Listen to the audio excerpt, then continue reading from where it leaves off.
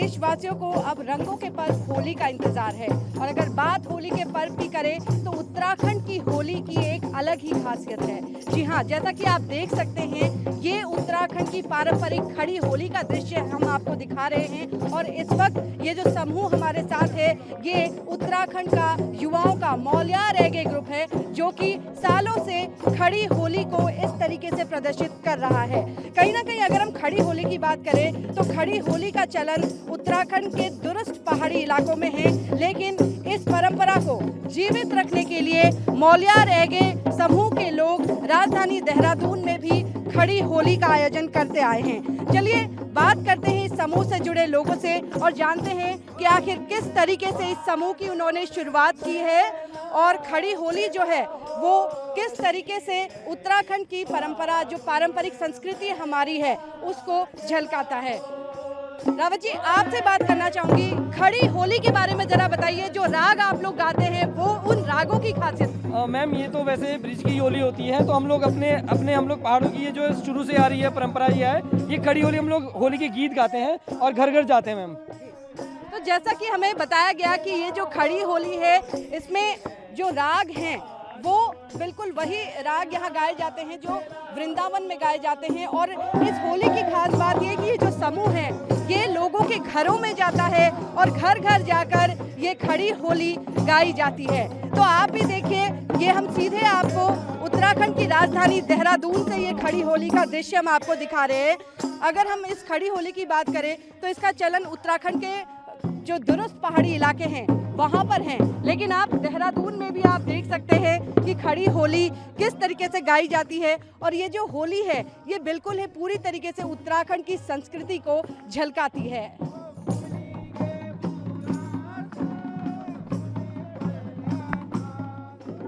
तो ये आपने देखा कि उत्तराखंड की खड़ी होली किस तरह की होती है और उत्तराखंड की खड़ी होली जो है वो आज देश भर में प्रसिद्ध हो रही है। इस होली की खासियत ही कुछ अलग है।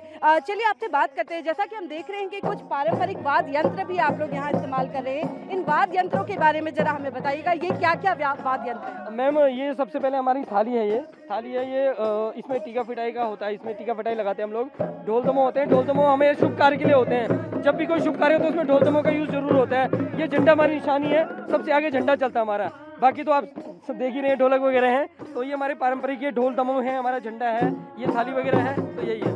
उत्तराखंड के युवाओं को क्या संदेश देना चाहेंगे? वो अपनी संस्कृति को कहीं ना कहीं भूल रहे, विशेषकर अगर हम मैदानी इलाकों की बात करें तो। जी मैम, हम तो यही चाहते हैं कि संस्कृति को जुड़े रहे संस्कृति से, क्योंकि हम भी पिछले 15 सालों से यही संस्कृति से जुड़े हुए हैं। और आप कहीं भी रहो, कुछ भी करो, बट संस्कृति से जुड़े रहेंगे तो ज़्यादा अच्छा रहेगा। और हम अगर अपनी जड़ों को भूल जाएंगे तो फिर हम नहीं रहेंगे, फिर हमारी पहचान खत्म हो जाती है। ठीक है।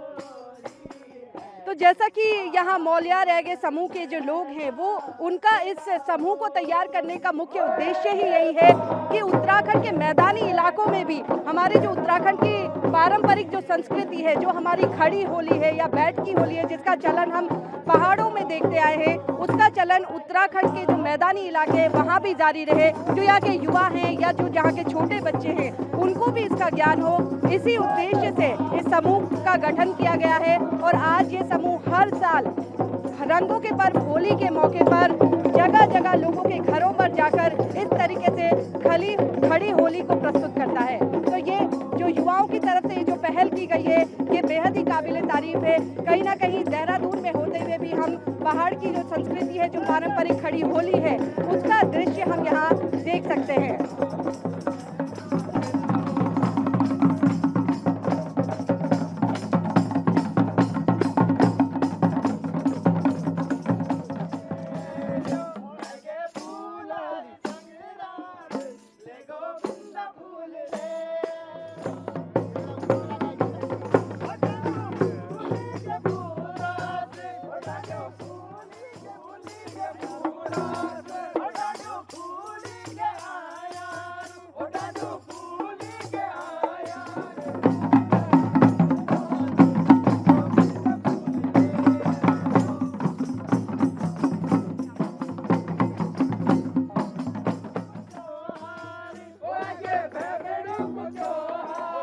खड़ी होली की छोटी सी झलक ईटीवी भारत ने आपको दिखाने का प्रयास किया है। ये उत्तराखंड की पारंपरिक होली है और कुछ इसी तरह से